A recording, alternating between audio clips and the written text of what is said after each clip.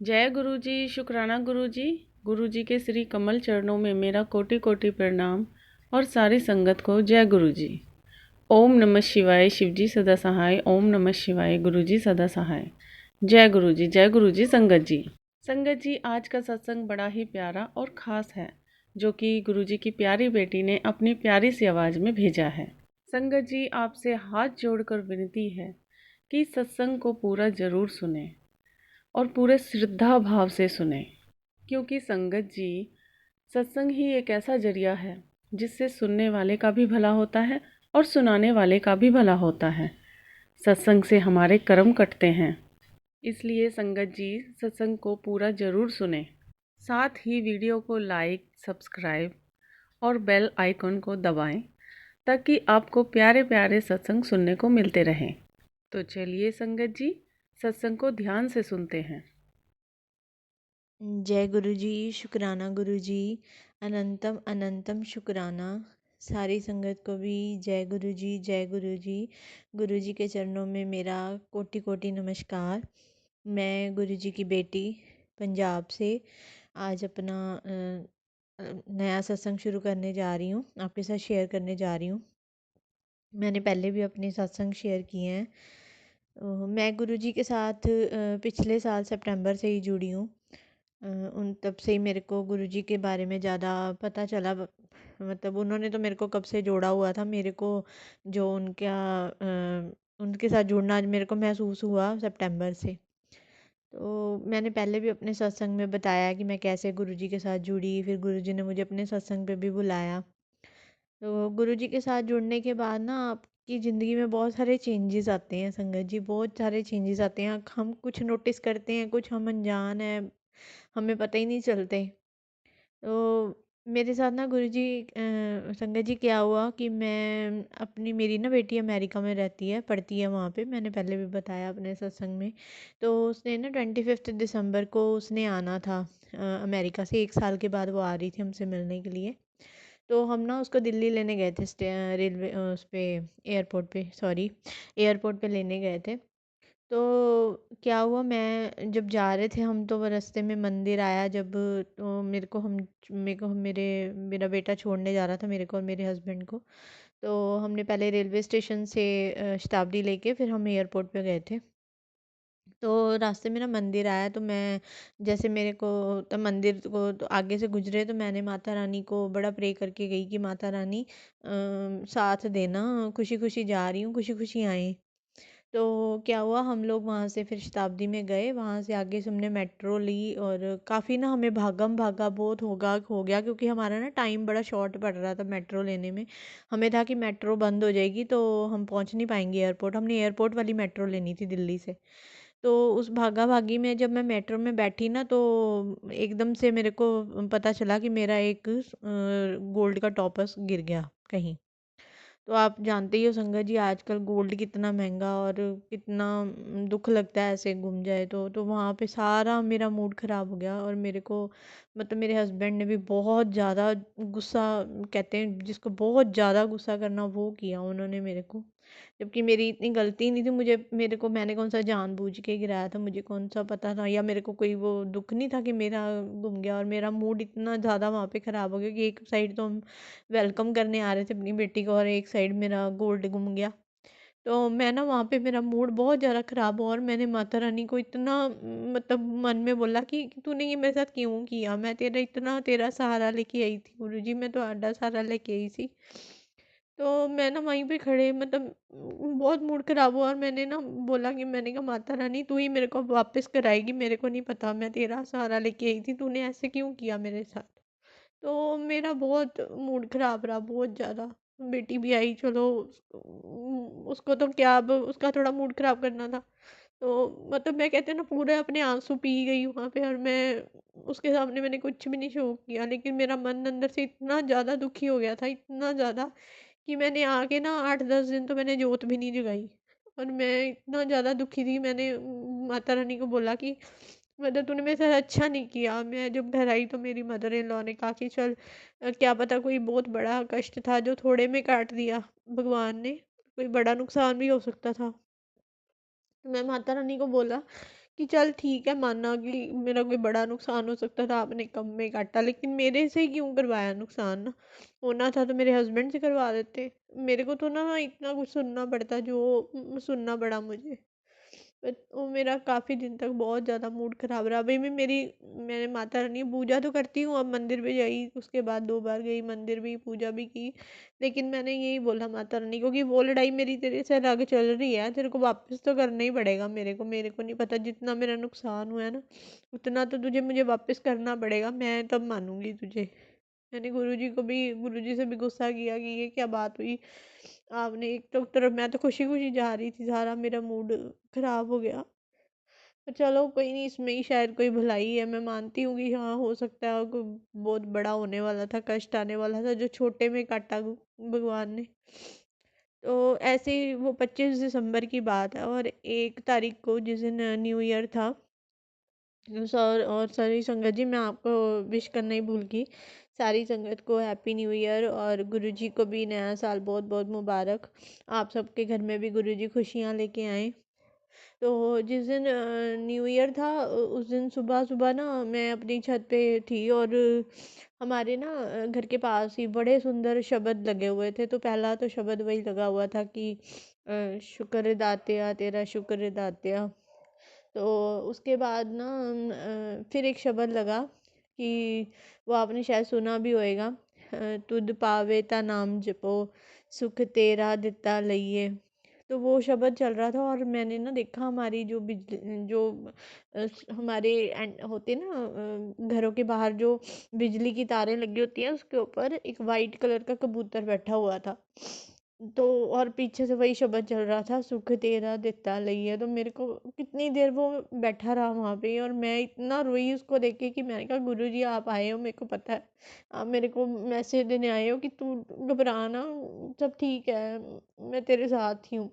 लेकिन मेरा इतना ज़्यादा मूड ख़राब था ना कि मैं मानो नहीं, अब मैं तो बेटी के आने का जो खुशी थी ना, वो काफ़ी सारा मूड ख़राब हो गया मेरा बहुत ज़्यादा, क्योंकि वो बातें ना मेरे मन से निकल ही नहीं रही थी। तो सॉरी संगत जी, आज मेरा बार-बार मेरे को ऐसे ही मूड ख़राब हो रहा है बात करते हुए भी। तो चलो गुरुजी करेंगे, उसमें कोई भलाई थी। हम समझते नहीं, हम समझते कि नहीं हमारे साथ बुरा हो गया, क्यों हो गया, क्यों हो गया? तो वो कबूतर वहाँ बैठा रहा। मैंने जय गुरु जी किया कितनी बार कि आप आए हो, मेरे को पता है आप ही सब ठीक करोगे। तो अब मेरी बेटी वापस भी चली गई है, तो उसकी वजह से भी मेरा मूड ख़राब है। वो एक्चुअली 17 तारीख को ही वापस गई है, और आज 20 तारीख है, तो 2-3 दिन से मेरा मूड बहुत ही ज़्यादा ख़राब है। उसकी याद आ रही है मुझे बहुत ज़्यादा। तो ऐसे ही एक दिन उसके बाद मेरे को सपना आया एक दिन रात को। मेरे घर में हमारे घर में ना मेरे मदर इन लॉ और मेरे फादर इन लॉ थोड़ा थोड़ा बहुत गुरुजी से जुड़े हुए हैं, और मैं जुड़ी हुई हूँ गुरुजी से। बाकी मेरे जो हस्बैंड और मेरी बेटी और मेरा बेटा अभी तक तो गुरुजी से नहीं जुड़े। मेरा बेटा तो बहुत ही नास्तिक बातें ही करता है, मतलब ऐसे किसी चीज़ को भी नहीं मानता वो। कुछ भी बोलो तो वो उल्टा सीधा ही बोलता है। तो एक दिन मेरे को ऐसे ही सपना आया कि गुरुजी आए हुए हैं, और मैं ना गुरुजी के पैर दबा रही हूँ। गुरुजी बैठे हुए हैं और उनके मैं चरणों के पास बैठी हूँ और उनके पैर दबा रही हूँ। तो ऐसे ही बस एक धुंधला सा सपना मेरे को आया, मतलब पूरे मेरे को गुरुजी वाइट चोले में पता दिखे हैं मेरे को, दर्शन दिखे गए हैं गुरुजी। तो शुक्राना गुरुजी आप मेरे को दर्शन देके गए हो मुझे, पर मेरे को ना समझ नहीं आया वो उसमें ना कुछ मेरे को धुंधला सा याद है कि कुछ कोई डेट्स मैं लिख रही हूँ, कोई गुरुजी मेरे को बता रहे हैं कि ये डेट्स लिखो, और वो मेरे को डेट्स का समझ नहीं आया कि आप वो मेरे को क्या बता के गए हैं, डेट्स क्या, वो तारीखों में क्या है, और वो तारीखें भी मुझे याद नहीं है कि उन्होंने मुझे क्या बोला। तो पता नहीं गुरुजी कोई संकेत दे के गए होंगे, हम ना समझे, हम समझते ही नहीं है। तो ऐसे ही ना संगत जी पिछले महीने ना हमारे ऐसी कोई ट्रेजेडी हो गई थी हमारी रिलेशन में, तो मैं वहाँ गई हुई थी। तो मैंने गुरुजी का ब्रेसलेट पहना हुआ था, तो मेरी ना 2 कज़न भाभी और एक मेरी कज़न मेरे साथ बैठी हुई थी, मेरी कज़न सिस्टर, और 2 भाभी थी, मेरी कज़न भाभी हैं। तो वो मेरे को पूछने लगी कि गुरुजी का लॉकेट मतलब तूने ब्रेसलेट स्वरूप पहना हुआ है। मैंने बताया कि हाँ। तो कहते सत्संग में गई है कभी? मैंने कहा हाँ, ऐसे 2 बार गई हूँ। तो वो ना, जो मेरी कज़न सिस्टर थी ना, वो मानती नहीं गुरुजी को, और वो ना बड़ा गलत गलत बोलने लग गई मुझे कि गुरुजी के बारे में तुझे अगर मैं बताऊंगी तो तू भी मानना छोड़ देगी, ये वो। मतलब मैं, गुरुजी मेरे को माफ़ करना, मैं तो अपने मुंह से वर्ड्स भी नहीं वो बोलना चाहती।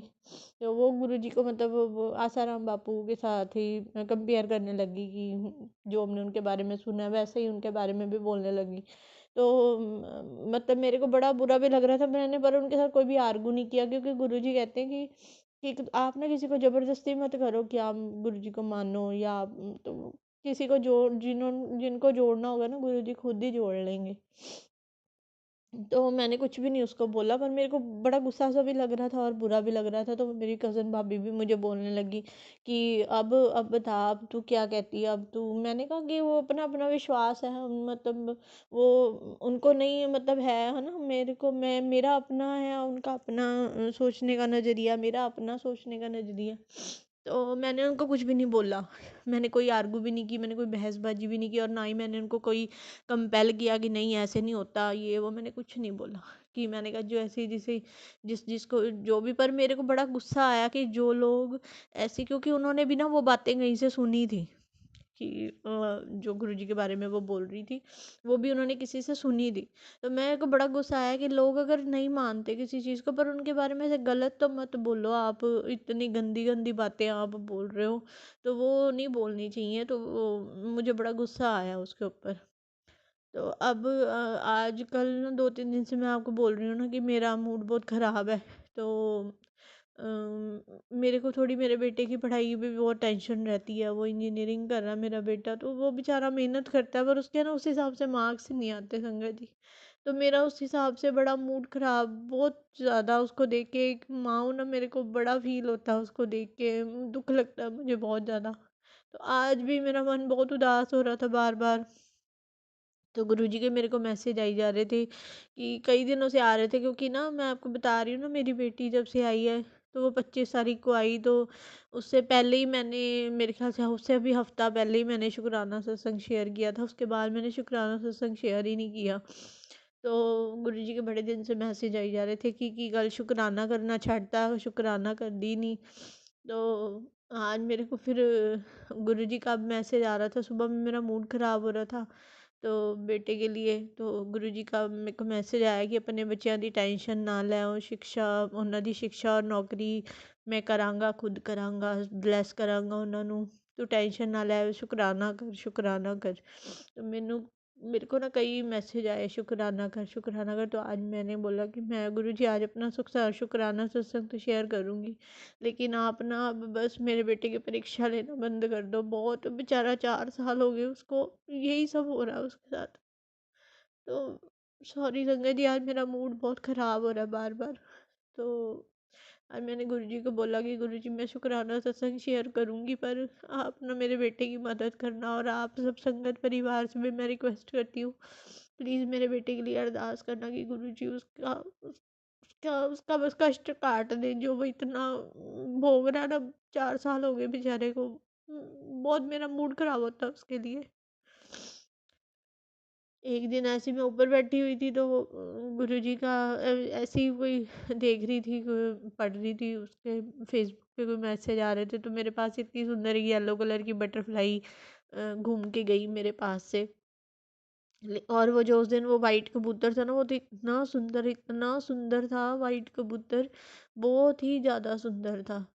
तो मैंने सुना है कि गुरुजी अपना अपना दर्शन हमें बटरफ्लाई के रूप में या वाइट कबूतर के रूप में देते हैं। बस और मैं क्या बोलूँ, अभी कुछ और याद ही नहीं आ रहा मेरे को ऐसे। तो बस गुरुजी से यही अरदास करती हूँ कि गुरुजी ये नया साल सबके लिए, सब लोगों को इतनी खुशियाँ देना, सबके बच्चों को इतनी उन्नतियाँ तरक्कियाँ देना। आप बस, आप चाहो तो सब कर सकते हो, बस आप जिसको जोड़ते अपने साथ उसको ब्लेस करना। मैं जितनों को जानती हूँ सबको मेरी तरफ से हैप्पी न्यू ईयर। जिनको मैं नहीं जानती उनको भी happy new year. Mata Rani आपके घरों में खुशियाँ दे, आपके बच्चों को उन्नतियाँ तरक्कियाँ दे। तो सबको अच्छा अच्छा सक्सेस दें, उनके उनके जो जो बच्चे चाहते हैं उनको मिले। माँ बाप की खुशी होती है बच्चों के साथ ही, और हमारी पूंजी मेरे हमारे बच्चे ही हैं, और क्या है हमारे, है ना। बस एक भजन गाऊंगी गुरु जी के लिए। डूबतों को बचा लेने वाले, डूबतों को बचा लेने वाले, मेरी नैया है तेरे हवाले। डूबतों को बचा लेने वाले, डूबतों को बचा लेने वाले, मेरी नैया है तेरे हवाले। लाख अपनों को मैंने पुकारा, सब के सब कर गए हैं किनारा। कोई मुझको ना देता दिखाई, अब तो है बस तेरा ही सहारा।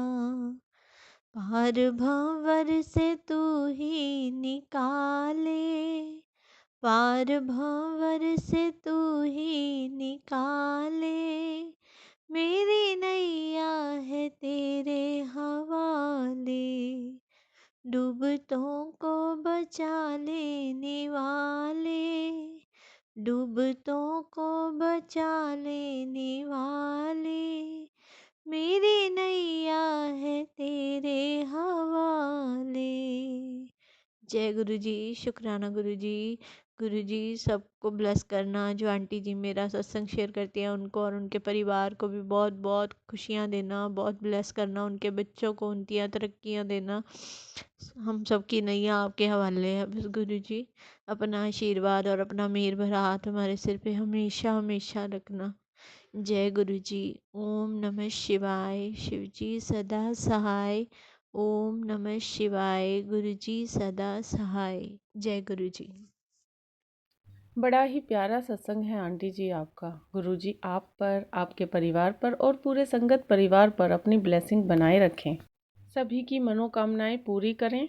हम सभी का गुरु जी पर विश्वास दिन पे दिन बढ़ता ही रहे। साथ में संगत जी, अगर आपको भी अपना सत्संग शेयर कराना हो तो आप हमारे जीमेल आईडी या व्हाट्सएप नंबर पर भेज सकते हैं। हम आपका सत्संग ज़रूर शेयर करेंगे। इसी के साथ मैं अपनी वाणी को विराम दूंगी।